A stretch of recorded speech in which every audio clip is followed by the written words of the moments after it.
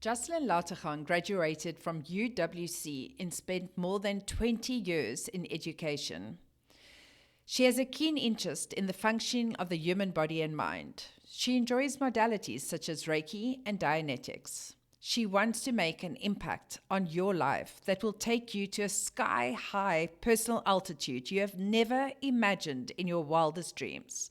Joseline Lategan, what shaped you?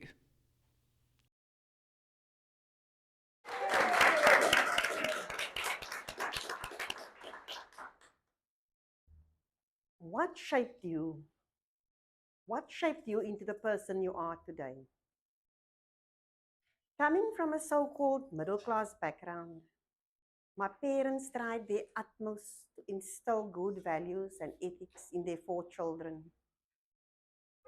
My father, being a small-town shopkeeper, spent his life teaching us that we should treat our customers with respect, as our livelihoods depended on their loyal support. Assisting my dad in the shop really taught us children a mighty lot about life, more than what we realized at the time. Some good and others a little bit more challenging. Let me share. When the shop called, which was actually my dad calling your name in an urgent and commanding tone, Joseline, then you would spit out that last bite you've taken from your sandwich or your breakfast or whatever you were enjoying to attend to a shop, an overcrowded shop full of customers almost moaning to be served. Your whole life revolved around the shop, your survival, the one thing in which we all found expression in, especially my parents. Your whole life, your coming and going, except for school, your coming and going was determined by the shop. Because your day would start at 7 in the morning when the shop opens, and it will only end between 8 and 9 at night when the shop closes. If there was like a sports event and learners were bussed in from a nearby town to attend it, and that bus should come to a halt in front of the shop 5 minutes before closing time, don't think you are going to go home. You will go home only after all those learners are happily served and the shop is empty, ready to be closed. Even after hours emergencies, you had to attend to it.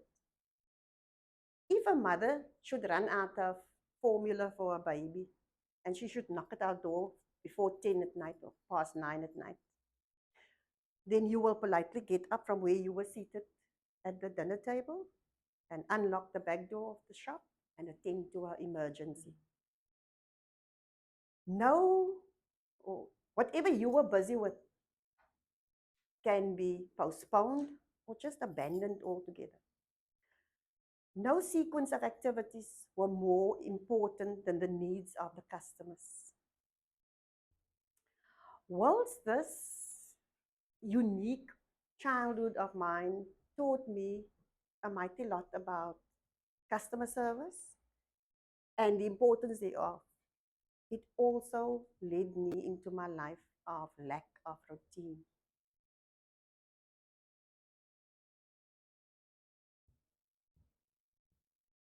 When you get to primary school, they think you're so cute. When you get to high school, they think you're so clever, you've surpassed your peers intellectually. When you get to university, you become known as a person with a bubbly personality.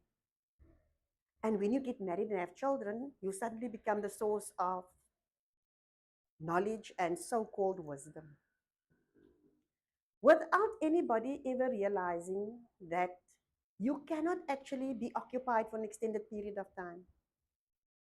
You cannot actually concentrate for an extended period of time.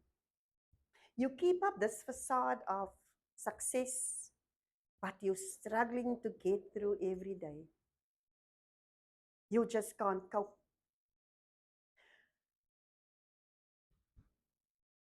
Believe it or not,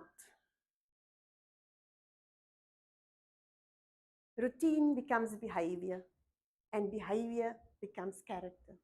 Whatever you do constantly is your routine, and your routine eventually becomes your character. Let's say a child at school, if a child picks up or picks fights at school with children, we all gonna say that child's behavior is aggressive. Should the child grow up, should he or she grow up and still picks fights wherever he or she is, we're going to say, but he or she was always known as such an aggressive character. So, what do we say about a child who has stuck to good routine in life? We say that person becomes a person of outstanding character. So, what do you think happens to a child who grows up with little or no routine in life? And this is exactly why I need to share my story.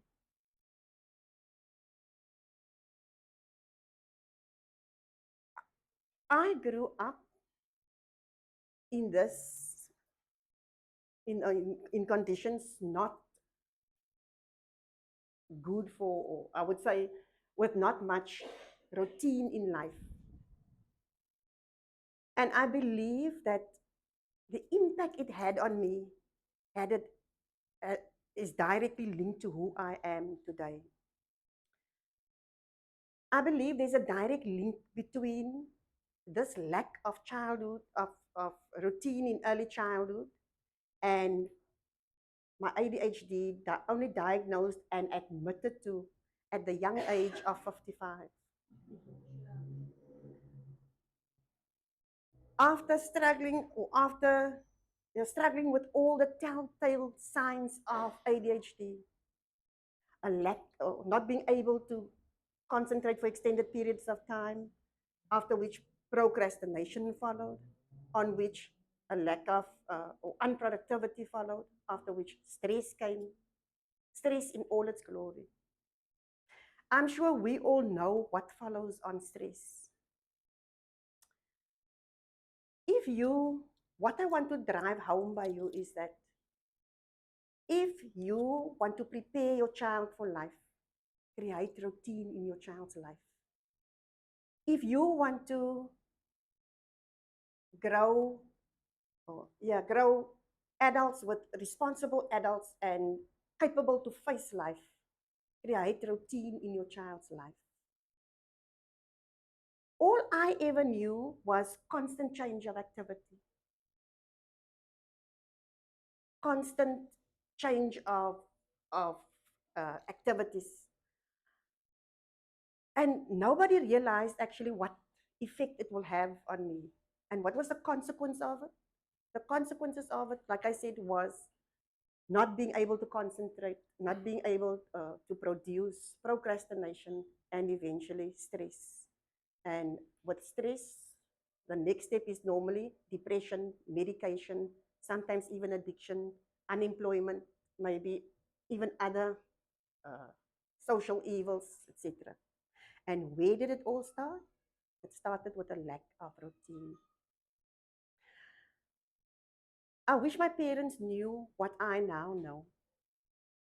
And I hope with what I've shared with you, you will realize the importance of routine to foster positive behavior patterns and outstanding character in your children.